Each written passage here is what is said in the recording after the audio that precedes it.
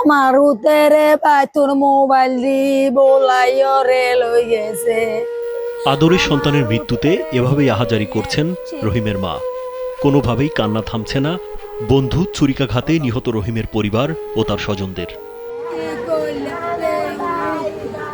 বৃহস্পতিবার দুপুর 2টার দিকে সিঙ্গাড়া খাওয়ানোর কথা বলে রনি সহ আরও কয়েকজন ঘর থেকে ডেকে নিয়ে যায় রহিমকে। পরে সিঙ্গাড়া খাওয়ার পর তুচ্ছ ঘটনাকে কেন্দ্র করে দুইজনের মধ্যে কথা কাটাকাটির এক পর্যায়ে রনি তার বন্ধু আব্দুর রহিমের বুকে ছুরি বসিয়ে দেয়। ছুরিকাঘাতে মাটিতে লুটিয়ে পড়ে রহিম।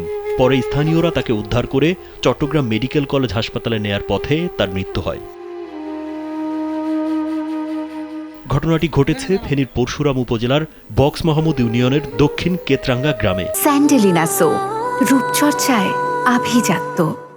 রহিমের মৃত্যুর খবর ছড়িয়ে পড়লে পুরো এলাকা জুড়ে নেমে আসে শোকের ছায়া।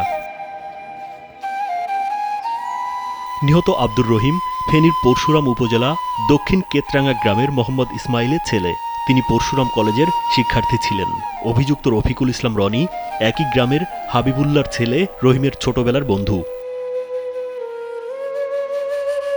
রহিমের মৃত্যুর সাথে জড়িতদের উপযুক্ত বিচার দাবি করেছেন রহিমের পরিবার ও এলাকাবাসী। ছেলে দ্বারা আছে হাসিছে। ছোট থেকে ওরা বন্ধু, একসাথে পড়ালেখা করতো। রনি 6-7 পর্যন্ত পড়ালেখা করছে। রনি বাবা মারা গেছে, রনি পড়ালেখা করে, রাহিম মেট্রিক পাস করছে এবার। রনি একদম উচ্ছৃঙ্খল। পরশুরাম মডেল থানার ভারপ্রাপ্ত কর্মকর্তা মোহাম্মদ নুরুল হাকিম জানান, এ ঘটনায় 3 জনকে গ্রেপ্তার করা হয়েছে।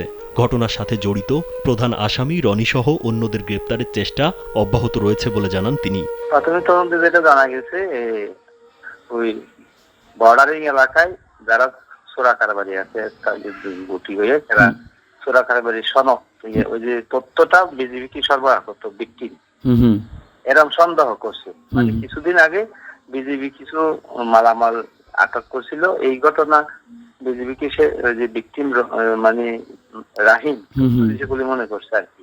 তো গতকালকে ওই যে ঘটনা সময় তাকে জিজ্ঞাসাবাদ করছে যে তুমি সংবাদ দিয়া মাল দ্বারা দিছে, অস্বীকার করছে। ওই যে 100 যে তর্ক বিতর্ক হয়েছে, তখন রনি যে তার হাতে যে ছুরি ছিল, ওই যে ছুরি দিয়ে তাকে আঘাত করছে। ভিকটিমের পিতা 6 জনের বিরুদ্ধে এজাহার দায়ের করেছেন এবং 2 জন অ্যারেস্ট আছে। 2 জন আর যে প্রধান আসামি রনি ও পলাতক আছে, ওকে গ্রেপ্তারের প্রচেষ্টা আছে আর কি।